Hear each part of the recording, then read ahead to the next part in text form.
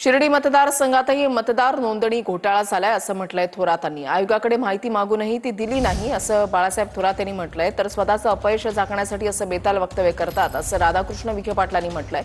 Bogus मतदान म्हणत असाल तर तो मतदारसंघाचा अपमान आहे असं विखे पाटलांनी म्हटलंय। एक शंका आमच्या मनामध्ये सुद्धा आहेत, म्हणजे ईव्हीएमच्या सह आमच्या मनामध्ये शंका आहे। परंतु इथे शिर्डी मतदारसंघामध्ये हा मतदार नोंदणीचा घोटाळा चाललेला आहे हे स्वतः आपण कॅमेऱ्यामध्ये तुम्हीच कैद केलेले।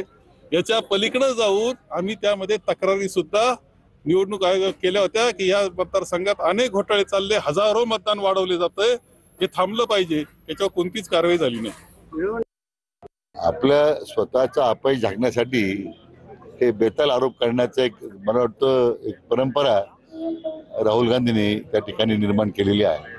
लोकसभेच्या निगेटिव्ह नॅरेटिव्हवर जे यश मिळालं ते विधानसभेला मिळालं नाही, कारण लोकांनी यांचा खरा चेहरा समजला आणि म्हणून लोकांनी महाविकास आघाडीला धुडकून लावलं। राहुल गांधींनी मला वाटतं त्यांच्या एक पद्धत झालेली आहे की ते भारतात कमी बोलतात, परदेशात जास्त बोलतात।